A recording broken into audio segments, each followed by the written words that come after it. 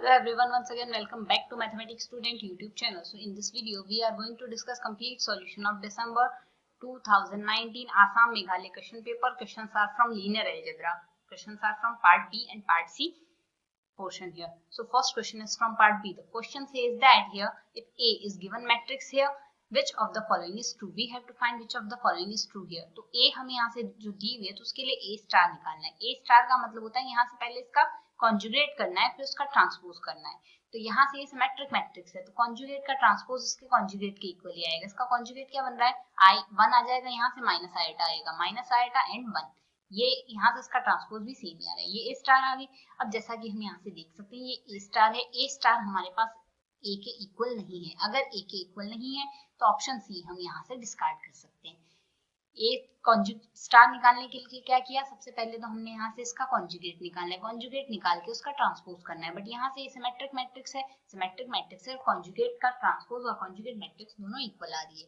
तो यहाँ से हमारा ऑप्शन सी तो हमने डिस्कार्ड कर दिया. इसी तरीके से अब अगर हम यहाँ से ए कॉन्जुगेट का ए स्टार का इनवर्स निकाल लें, इसकी वैल्यू हमारे पास क्या आएगी? इसका डिटर्मिनेंट देखते हैं. डिटर्मिनेंट हमारे पास बन रहा है 1 plus 1 which is equals to 2. तो 1/2 आ गया. यहाँ से डायगोनल एंट्रीज को आपस में इंटरचेंज करना है. नॉन डायगोनल में हमारे पास यहाँ से विद साइन हमें यहाँ से माइनस साइन के साथ इंटरचेंज करना है.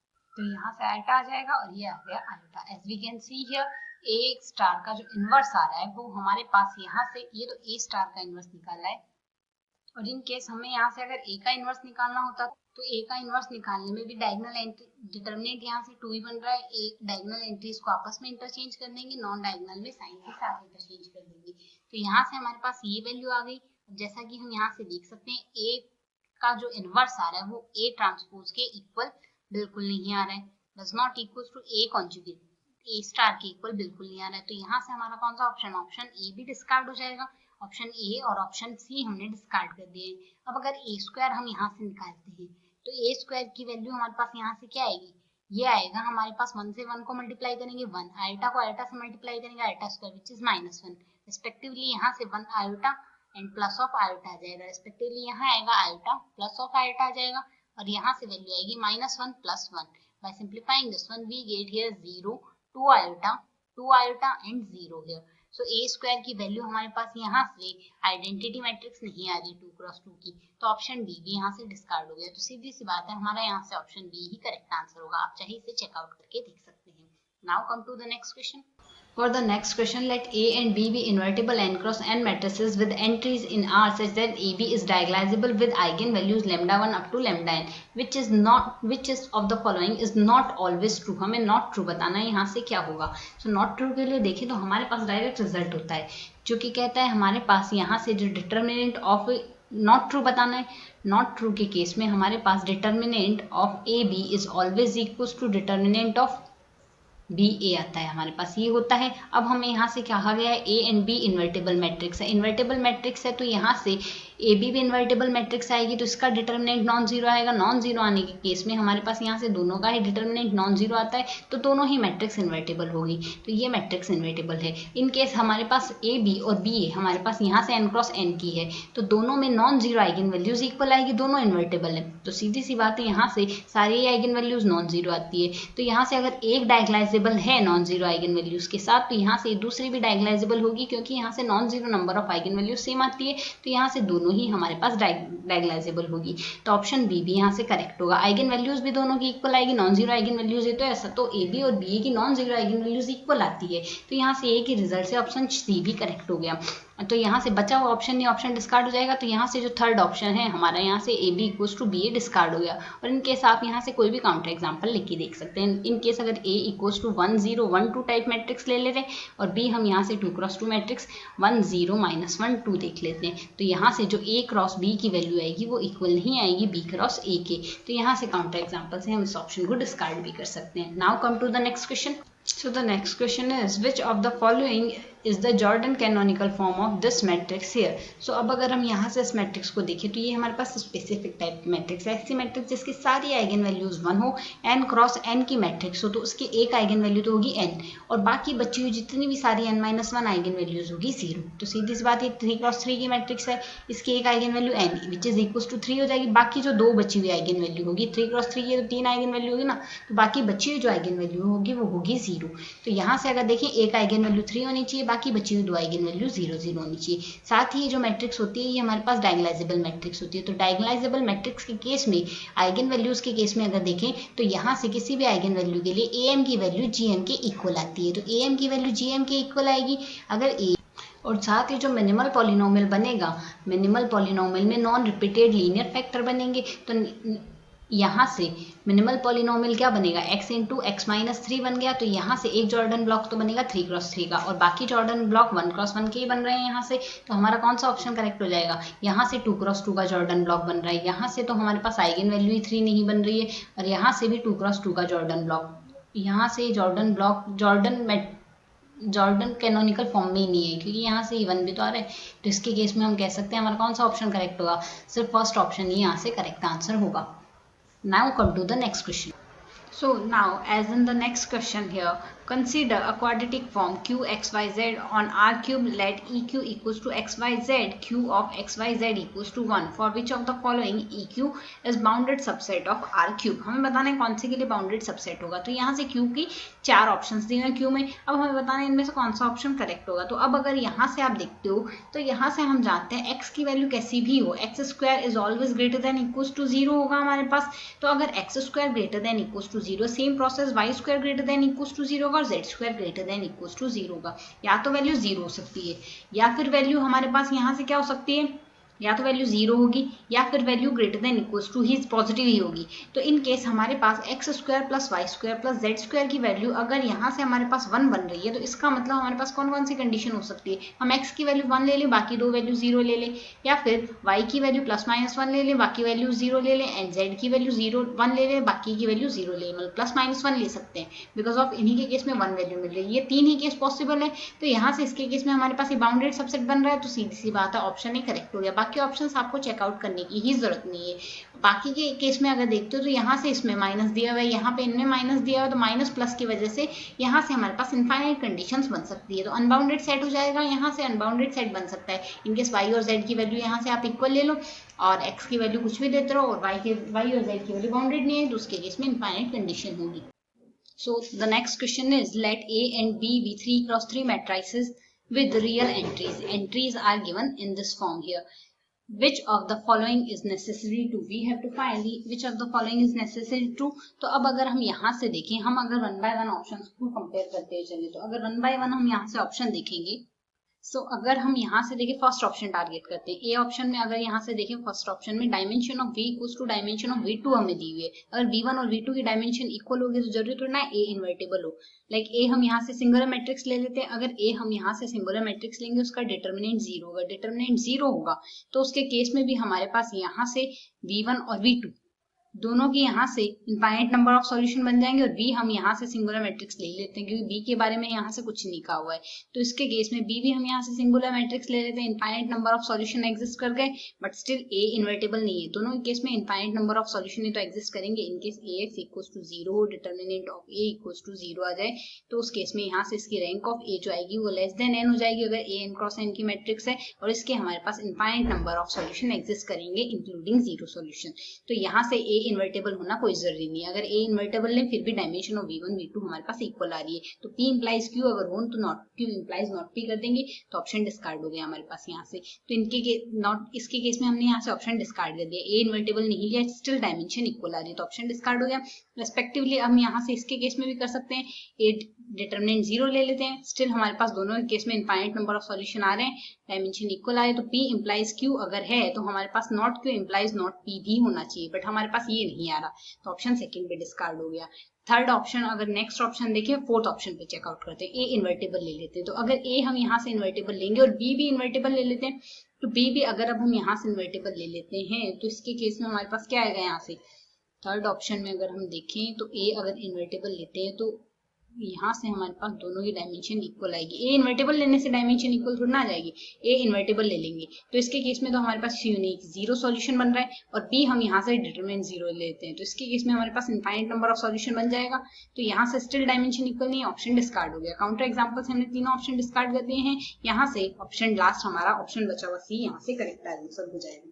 Now come to the next question. मतलब यहाँ से हमने सिर्फ ये कंडीशन लगाई है, ax इक्वल्स टू 0 हो, a का डिटरमिनेंट 0 इंप्लाइज रैंक अगर लेस देन n हुई तो infinite number of solution exist करेंगे। तो इससे हमने ये क्वेश्चन कर लिया है। Now come to the next question. Consider the ordered basis v1 v2 और v3 हमें यहाँ से गिवन है। What are the coordinates of 1 2 3 with respect to the basis. Basis के रेस्पेक्ट में हमें कोऑर्डिनेट बताने होंगे क्या।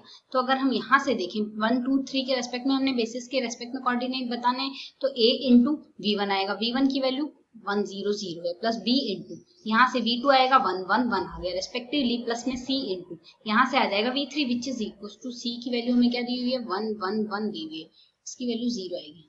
तो अब अगर दोनों साइड हम कंपेयर करेंगे तो a plus b plus c comma b plus c और c इक्वल्स टू हमारे पास क्या आ रहा है 1 2 3 आ रहा है। तो यहाँ से कंपैरिजन से c की वैल्यू 3 आ गई। अब c की वैल्यू जिसमें 3 नहीं थी वो डिस्कार्ड कर देंगे, बट c की वैल्यू सब में 3 दी हुई है।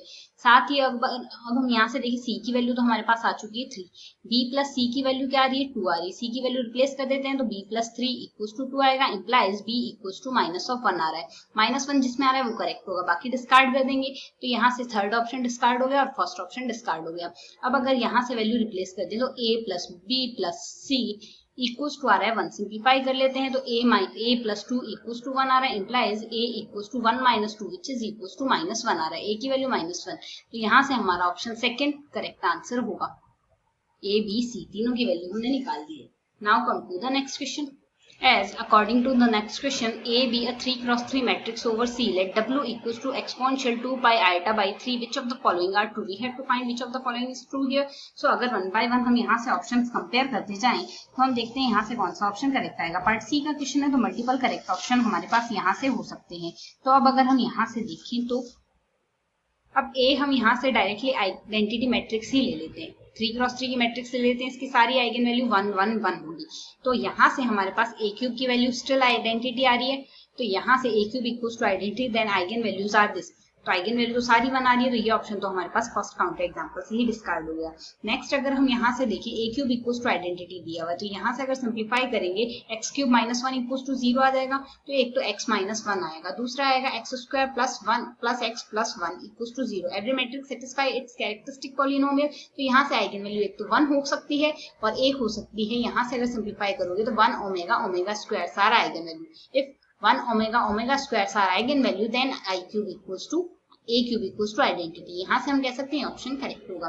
रिस्पेक्टिवली अगर हम यहाँ से देखें, हम ये हमने यहाँ से टारगेट किया है इन केस अगर किसी भी मैट्रिक्स a की आइगन वैल्यूज जो है वो हमारे पास अगर लैम्डा है तो a raise to the power n की जो आइगन वैल्यूज आएगी वो lambda raise to the power n आएगी इस कंडीशन से। तो यहाँ से अगर देखें 1 आइगन वैल्यू है a की तो 1 ही इसकी आएगी, ओमेगा आइगन वैल्यू तो omega raise to the power 3 बना जाएगा, respectively omega raise to the power 2 की पावर 3 करेंगे ये भी बना जाएगा। तो यहाँ से हमारे पास इक्वेशन सेटिस्फाई होगी, तो ऑप्शन थर्ड यहाँ से करेक्ट आंसर होगा। अगर ऑप्शन थर्ड करेक्ट हो गया, रिस्पेक्टिवली अगर हम यहाँ से और देखें तो हमारे पास यहाँ से ऑप्शन सेकंड भी करेक्ट होगा। If a cube equals to identity then every eigenvalue in the set, इसी सेट से तो आ रही है, यहाँ से हम कह सकते हैं, तो यहाँ से हमारा सेकंड ऑप्शन भी करेक्ट हो गया। If eigen values are in the set then a cube equals to identity, तो यहाँ से हमारा लास्ट ऑप्शन भी करेक्ट हो जाएगा। अगर हमारे पास आइगन वैल्यू इस सेट के अंदर से होगी तो उसके केस में a cube equals to identity, जी नहीं ये सही होगा। हाँ, अब a क्यूब a हम यहाँ से कोई मैट्रिक्स ले लेते हैं लाइक कुछ इस टाइप की 1 1 0 0 1 0 0 0 1, इसकी सारी ये a हमारी मैट्रिक्स है, इसकी सारी आइगन वैल्यूज 1 है, अपर ट्रायंगुलर मैट्रिक्स है, सारी आइगन वैल्यूज 1 है।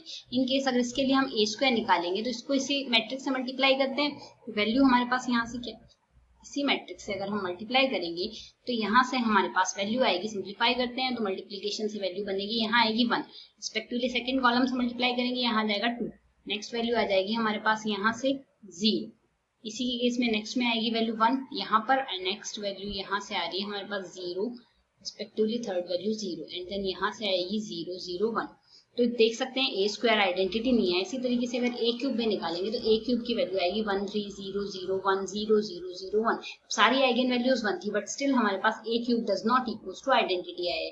तो यहाँ से हमारा कौन सा ऑप्शन, यहाँ से ये हमारा ऑप्शन डिस्कार्ड हो जाएगा, जो कि कह रहा है अगर हमारे पास यहाँ से आइगन वैल्यू सेट से बिलोंग करेगी तो ए क्यूब आइडेंटिटी आएगा। ए क्यूब का आइडेंटिटी होना जरूरी है। तो यहाँ से इस क्वेश्चन में सेकंड ऑप्शन और थर्ड ऑप्शन हमारे करेक्ट आंसर्स हैं। Now come to the next question. Next question is also from part C. The question says that let V be n-dimensional inner product space over R. Let n is greater than equals to 0. A linear map T V to V is said to be orthogonal map if T V W equals to V T inverse W for all V W belongs to V. Which of the following are true? We have to find which of the following are true. So first option is here T is orthogonal. If T is orthogonal, then we know that T transpose और T transpose equals to identity. This one is implying like अगर आप matrix से compare करोगे, ए हमारे पास कोई भी matrix है, A transpose equals to identity equals to A transpose A हमारे पास आता है, तो ऐसी मैट्रिक्स हमारे पास ऑर्थोगोनल मैट्रिक्स होगी। तो सेम कंडीशन में हम यहाँ से अगर इनर प्रोडक्ट स्पेस के केस में ट्रांसफॉर्मेशन में देखिए तो यहाँ से ये कंडीशन आएगी। This one is implying T inverse हमारे पास क्या आएगा, टी का ट्रांसपोज। अगर टी का ट्रांसपोज हमारे पास यहाँ से आता है और इसके आइगन वैल्यूज हमारे पास क्या होगी, इसकी आइगन वैल्यू बनती है हमारे पास मॉड्यूलो 1। तो अगर हम यहाँ से देखें if T is orthogonal, then अगर टी हमारे पास orthogonal eigen values are modulo 1, तो जरूरी थोड़ा ना आइगन वैल्यू हमारे पास रियल ही हो। अगर आइगन वैल्यू रियल नहीं होगी तो उसके केस में हमारे पास डायगोनलाइजेबल नहीं होगा ये मैट्रिक्स। तो यहाँ से अगर हम देखें टी, हम यहाँ से कोई भी मैपिंग ले लेते हैं 2x2 की, इसके आइगन वैल्यूज हमारे पास इमेजिनरी बन रही है, तो ये डायगोनलाइजेबल नहीं है ओवर आर। तो ऑप्शन ए डिस्कार्ड हो गया। रिस्पेक्टिवली अगर देखें कोई भी मैट्रिक्स डायगोनलाइजेबल होगी तो उसके केस में जरूरी थोड़ा ना वो हमेशा ऑर्थोगोनल हो, क्योंकि यहाँ से अब ये मैट्रिक्स ले लेते हैं, यहाँ से डिस्टिंक्ट आइगन वैल्यू है, डायगोनल मैट्रिक्स है, आइगन वैल्यू 1 और 2 है, डिस्टिंक्ट आइगन वैल्यू इंप्लाइज ये डायगोनलाइजेबल है, बट ये हमारे पास ऑर्थोगोनल नहीं है, क्योंकि ऑर्थोगोनल होने के लिए जो आइगन वैल्यूज आती है वो मॉड्यूलो 1 आएगी हमारे पास यहाँ से। तो यहाँ से सेकंड ऑप्शन भी डिस्कार्ड हो गया। फर्स्ट और सेकंड ऑप्शन हमने डिस्कार्ड कर दिए हैं। अब अगर थर्ड और फोर्थ ऑप्शन के लिए देखें तो हमारे पास थर्ड और फोर्थ ऑप्शन डायरेक्ट रिजल्ट से हम करेक्ट कर सकते हैं, और अगर इन केस आप इसको सिंप्लीफाई करना चाहें तो सिंप्लीफाई करके भी देख सकते हैं। अगर टी ऑर्थोगोनल है तो हमारे पास टी इंटू टी स्टार और T transpose equals to identity आएगा। तो यहाँ से सिंप्लीफाई करेंगे टी और टी ट्रांसपोज यहाँ से बाहर आएगा, तो which is equals to identity, और वी भी हमारे पास यहाँ से रिमेनिंग रहेगा। वी की जगह डब्ल्यू लिखा हुआ तो ये कंडीशन भी सही है। So option third and option fourth हम डायरेक्ट रिजल्ट से करेक्ट कर सकते हैं। Now come to the next question. As in the next question, for xy belongs to R square, define xy inner product as x transpose AY, where A is 2x2 matrix with real entries. For which of the following choices of A does this define inner product on R square? तो अगर हमारे पास ये A पर inner product R square पर define होता है तो उसके केस में हमारे पास यहाँ से ये पॉजिटिव डेफिनेट मैट्रिक्स होनी चाहिए। कोई भी सिमेट्रिक मैट्रिक्स पॉजिटिव डेफिनेट, कोई भी मैट्रिक्स हमारे पास सिमेट्रिक हो साथ ही पॉजिटिव हो, सिमेट्रिक होनी चाहिए। एक तो ये हमारे पास अगर इनर प्रोडक्ट डिफाइन होता है, साथ ही हमारे पास यहाँ से ये पॉजिटिव डेफिनेट होनी चाहिए। तो अगर सिमेट्रिक के केस में देखें इनर प्रोडक्ट डिफाइन हो रहा है तो उस केस में हमने यहाँ से ये कंडीशन लेनी है। तो अगर अब हम यहाँ से देखें तो ये हमारे पास सिमेट्रिक है, ये इनर प्रोडक्ट डिफाइन नहीं होगा, ये मैट्रिक्स सिमेट्रिक है बट पॉजिटिव डेफिनेट नहीं है क्योंकि डायगोनल एंट्रीज नेगेटिव आ रही है, तो ये ऑप्शन पे डिस्कार्ड हो गया। हमारे पास यहाँ से ये दोनों मैट्रिक्स सिमेट्रिक है, और साथ ही पॉजिटिव डेफिनेट के केस में देखेंगे इसका डिटर्मिनेंट चेकआउट कर लेते हैं। अगर पॉजिटिव डेफिनेट है तो यहाँ से सारे n क्रॉस n के डिटर्मिनेंट हमारे पास पॉजिटिव आने चाहिए। तो अब अगर हम यहाँ से देखें इसका determinant 2 - 4 which is less than 0 आ रहा है, तो ये भी पॉजिटिव डेफिनेट नहीं, एक ही ऑप्शन बचा है, तो डायरेक्टली आप इसे करेक्ट कर सकते हैं। और इन केस अगर आप यहाँ से देखेंगे इसके सारे हमारे पास माइनस पॉजिटिव आते हैं, और साथ ही positive definite imply positive definite हो गया, और साथ ही सिमेट्रिक भी है, तो यहाँ से ऑप्शन डी करेक्ट आंसर हो गया। Now come to the next question. So अगर नेक्स्ट क्वेश्चन चेकआउट करें v1 v2 w1 w2 with the vectors in R4 such that v1 v2 v1 plus v2 w1 v2 plus w2 is basis of R4. Which of the following are basis for R4? अगर यहाँ से basis बनाएंगे then linearly independent होंगे। Linearly independent होंगे यानी यहाँ से इनका डिटर्मिनेंट नॉन जीरो आएगा। तो फर्स्टली हम यहाँ से डिटर्मिनेंट के केस में देखते हैं LI आनी चाहिए। तो अगर V1 के केस में V1 को सिंप्लीफाई करेंगे तो 1 0 0 0 इस फॉर्मेट में लिख सकते हैं। V2 को लिख सकते हैं 0 1 0 0। यहाँ से इन्हीं वेक्टर्स को तो लिया, तो ये वेक्टर्स ही हमारे पास बाकी अगर सिंप्लीफाई करें 2 0 0 3 आ गया, एंड देन 5 0 5 0 -3 0 ये आ गया। अब अगर हम यहाँ से देखें ये हमारे पास यहाँ से अगर इसका डिटर्मिनेंट फाइंड आउट करें तो डिटर्मिनेंट हमारे पास यहाँ से क्या बनेगा, इसका determinant as we can see यहाँ से नॉन जीरो बन रहा है। डिटर्मिनेंट नॉन जीरो बन रहा है इंप्लाइज यहाँ से ये हमारे पास LI हो जाएगा, क्योंकि अगर आप यहाँ से चेकआउट करते हैं ये हमारे पास ब्लॉक के केस में बन रही है, ब्लॉक मैट्रिक्स टाइप से बन रहा है। यहाँ से एक ब्लॉक ये बन गया, ये ब्लॉक जीरो है, तो एक ब्लॉक इसके केस में इनका डिटर्मिनेंट निकाल के सिंप्लीफाई करेंगे, नॉन जीरो डिटर्मिनेंट आ गया और देख सकते हैं सारी रोज हमारे पास LI है, तो ये ऑप्शन हमारे पास बेसिस बनाएगा। रेस्पेक्टिवली नेक्स्ट ऑप्शन के लिए आप चेकआउट कर सकते हैं। इनकेस अगर नेक्स्ट ऑप्शन के लिए हम यहाँ से चेकआउट करें तो V1 बाकी रेस्ट एंट्री 0 है, V2 रेस्ट एंट्री 0 है, 2V1 and 2W1 rest entry 0 and V1 plus W2 है। तो ये अगर इसको सिंप्लीफाई करें, ये हमारे पास फिर से ब्लॉक मैट्रिक्स बन रही है, इसका डिटर्मिनेंट 1 है, इसका 2 है, 1 इंटू 2 हमारे पास यहाँ से अपर ट्रायंगुलर मैट्रिक्स के केस में भी आप देख सकते हैं नॉन जीरो डिटर्मिनेंट आ गया, तो ये भी हमारे पास यहाँ से भी इसकी रोज LI है।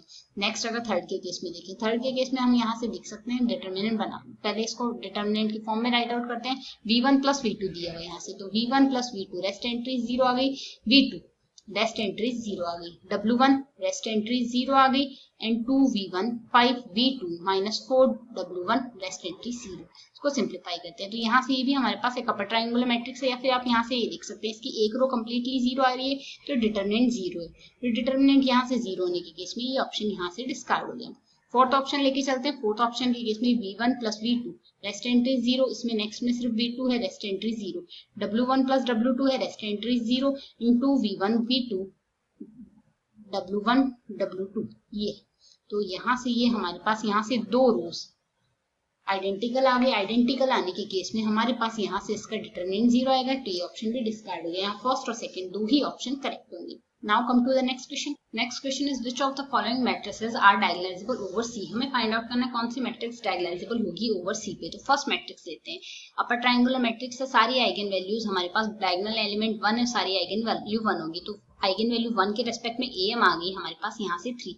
GM फाइंड आउट करना है, GM होगी हमारे पास nullity of A minus lambda, lambda की वैल्यू 1 ले रहे हैं, तो यहाँ से सिंप्लीफाई करेंगे, A माइनस I हमारे पास क्या लिखा जाएगा 0 0 1 0 0 0 एंड 0 0 0। तो यहाँ से इसकी नलिटी हमारे पास क्या बनेगी, इस मैट्रिक्स के केस में 2 LI 2 हमारे पास 0 रोज आ गई, तो यहाँ से इसकी नलिटी क्या आ गई 2 आ गई। नलिटी 2 आने के केस में AM does not equals to GM for this matrix, AM GM बराबर नहीं हुई, तो सीधी सी बात है ये डायगोनलाइजेबल नहीं होगी। AM सारी आइगन वैल्यूज के रेस्पेक्ट में GM के इक्वल आनी चाहिए, तभी हमारे पास यहाँ से डायगोनलाइजेबल होगी। तो अब अगर नेक्स्ट मैट्रिक्स में देखें, नेक्स्ट मैट्रिक्स में हमारे पास ब्लॉक मैट्रिक्स है, 2 क्रॉस 2 का ब्लॉक ये बन रहा है, एक ब्लॉक ये है, यहाँ से एक आइगन वैल्यू तो आ गई 1, लेमडा इक्वल्स टू 1 के लिए AM और GM बराबर आएंगे। लेमडा इक्वल्स टू यहाँ से अगर चेकआउट करेंगे तो plus minus eta eigenvalue मिलेगी, 3 डिस्टिंक्ट आइगन वैल्यू बन रही है। Distinct eigenvalue implies distinct diagonalizable होगी डिस्टिंक्ट आइगन वैल्यू के केस में, तो यहाँ से हमारे पास ये मैट्रिक्स डायगोनलाइजेबल होगी। नेक्स्ट मैट्रिक्स में देखें, diagonal matrix upper triangular matrix है, तो आइगन वैल्यू 1 1 एंड 2 है। 2 हमारे पास 2 के लिए हमारे पास AM 1 आ रहा है, AM जितना आ रहा है उसके लिए GM भी इतना ही आएगा, क्योंकि ये 1 है, क्योंकि AM is always greater than equals to GM आता है हमारे पास।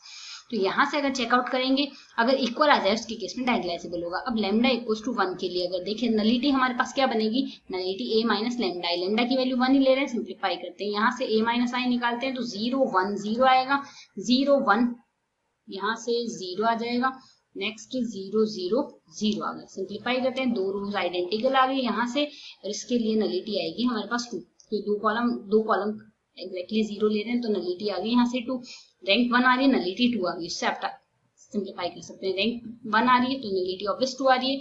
GM की वैल्यू भी 2 ही थी हमारे पास यहाँ से, क्योंकि अगर आप यहाँ से इसके लिए कैरेक्टरिस्टिक पॉलिनोमियल लिखना चाहिए, क्या लिखा जाएगा x माइनस 1 का होल स्क्वायर और x माइनस 2, तो यहाँ से ये रही इसके लिए AM की वैल्यू, GM की वैल्यू 2 आई है, AM इक्वल्स टू GM हो गया, मैट्रिक्स डायगोनलाइजेबल होगी। नेक्स्ट के केस में अगर हम यहाँ से देखें, थर्ड के केस में हमारे पास यहाँ से परमुटेशन मैट्रिक्स है। इस परमुटेशन मैट्रिक्स के लिए चेकआउट करेंगे, परमुटेशन मैट्रिक्स से तो बन रही है 1 की इमेज 3 बन रही है, 3 की इमेज हमारे पास 1 बन रही है, तो परमुटेशन मैट्रिक्स है A square equals to identity आ रहा है, तो यहाँ से इसके लिए आइगन वैल्यू क्या आ गई 1 1 माइनस 1 आएगी, क्योंकि प्लस माइनस 1 तो यहाँ से मिल रही है, साथ ही यहाँ से हमारे पास इसके लिए चेकआउट करेंगे तो ये हमारे पास क्या आ रहा है ट्रेस 1 आ रहा है, तो तीसरी आइगन वैल्यू 1 आएगी, तभी ट्रेस 1 बन सकता है। तो 1 1 -1 आ गई। लेमडा इक्वल्स टू 1 के लिए देखनी होगी क्योंकि -1 तो सिंगलटन आ रहा है, तो एम इसका 1 ही है, एम 1 है तो जीएम भी यहाँ से इसका 1 ही होगा। तो अगर इसके लिए यहाँ से हम जीएम चेकआउट करेंगे तो आप यहाँ से देख लीजिएगा, इसके लिए जीएम की वैल्यू हमारे पास क्या आएगी, 2 आ जाएगी।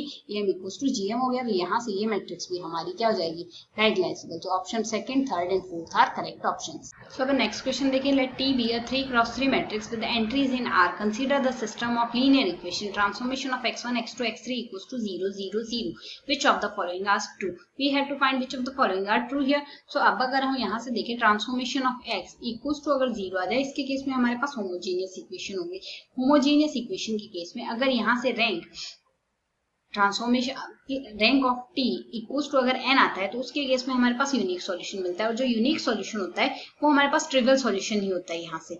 इसी तरीके से अगर रैंक हमारे पास लेस देन n आती है, लेस देन n के केस में इनफाइनाइट नंबर ऑफ सॉल्यूशन मिलते हैं इंक्लूडिंग 0 सॉल्यूशन हियर। सो अब अगर हम चेकआउट करें, यहाँ से सेकेंड ऑप्शन लेके चलते हैं। सेकेंड ऑप्शन और फर्स्ट ऑप्शन देख लेते हैं।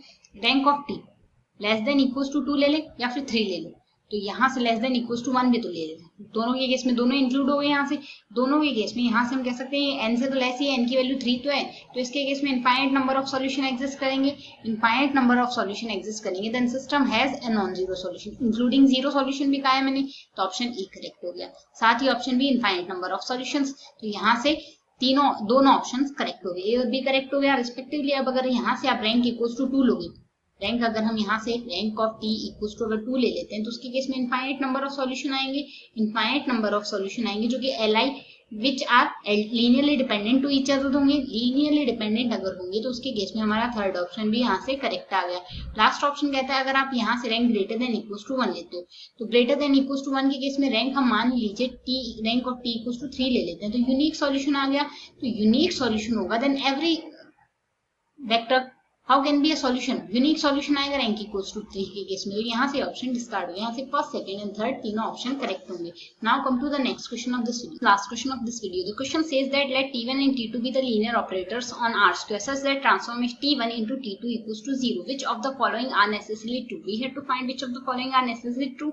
So if we take here transformation T1 into T2, T1 T2 equals to 0, then this one is implying determinant of T1 T2 equals to 0. This one is implying determinant of T1 into determinant of T2 equals to 0. So this one is implying या तो determinant of T1 equals to 0 और determinant of T2 equals to 0. So अगर ये 0 होता है तो इसके case में 0 is an eigen value, 0 is an eigen value of T1 और T2 ये आएगा हमारे पास। तो T1 और T2 में से एक की तो आइगन वैल्यू ये आएगी। तो 0 is an eigenvalue of T1 और 0 is an eigenvalue of T2, तो ऑप्शन ए करेक्ट हो गया। There exist a non zero vector W, ये हम देखते हैं। अब अगर यहाँ से T1 एक ट्रांसफॉर्मेशन ले लेते हैं जिसकी आइगन वैल्यू 0 है, लाइक हमारा ट्रांसफॉर्मेशन आ गया 0 0 1 1, रेस्पेक्टिवली T2 एक ट्रांसफॉर्मेशन ले लेते हैं 1 1 0 0, इसकी भी एक आइगन वैल्यू 0 आ गई। तो अब अगर यहाँ से T1 इंटू T2 चेकआउट करेंगे वैल्यू 0 आएगी, बट T2 इंटू T1 अगर हम यहाँ से चेकआउट करें तो इसकी वैल्यू आएगी 0 2 0 0, 0 इसकी आइगन वैल्यू है, बट यहाँ से कंप्लीटली 0 नहीं है। तो इसके केस में हम कह सकते हैं ऑप्शन सी डिस्कार्ड हो गया, जो कि कह रहा है T2 into T1 equals to 0। अब यहाँ से T1 इक्वल्स टू 0 और T2 इक्वल्स टू 0, ये भी हमारे पास यहाँ से कोई मैंडेटरी नहीं है, हमने यहाँ से कंडीशन दी है उसके अकॉर्डिंग ही लिया है, ना तो T1 0 लिया ना T2 0 लिया है, तो ऑप्शन फोर्थ भी हमारे पास यहाँ से डिस्कार्ड हो गया। अब हमने यहाँ से चेकआउट करना है इसके लिए कोई W एग्जिस्ट कर रहा है या नहीं कर रहा है, जिसके लिए transformation of T1 into W T2 W equals to 0 आ रहा है। तो यहाँ से हम ट्रांसफॉर्म W लेके चल रहे हैं W1 इंटू W2, तो यहाँ से अगर इसके केस में ले तो हमारे पास वैल्यू क्या आएगी, इसके केस में transformation of W T1 W and T2 W equals to 0 के केस में लेना है। तो फर्स्ट ऑप्शन के रेस्पेक्ट में इस T1 के रेस्पेक्ट में W अगर हम लेके चले W1 W2 इक्वल्स टू 0, तो this one is implying here, इससे अगर सिंप्लीफाई करेंगे आप तो W2 इक्वल्स टू 0 आ जाएगा, मल्टीप्लिकेशन करना है तो W2 इक्वल्स टू 0 आ गया, T1 W1 लिया है। इसी तरीके से अगर T2W लें, T2W लेंगे तो यहाँ से भी W1 W2 तो सिंप्लीफाई करेंगे इक्वल्स टू 0 लाना है, तो implies W1 plus W2 equals to 0, W2 हम पहले 0 ले चुके थे, ये इम्प्लाई कर रहा है W1 इक्वल्स टू 0 आ गया। तो यहाँ से ओनली 0 ट्रांसफॉर्मेशन होगा, जिसके केस में ये हो रहा है, बट यहाँ से कह रहा है there exist non zero vector, non zero vector तो एग्जिस्ट ही नहीं कर रहा है, W1 और W2 दोनों की वैल्यू 0 आना कह रहा है 0 वेक्टर होगा, तो यहाँ से ऑप्शन भी डिस्कार्ड हो गया। इस क्वेश्चन में हमारे पास केवल एक ऑप्शन करेक्ट हुआ है, बाकी ऑप्शन डिस्कार्ड हो गए। I hope you understand explanation, thanks for watching.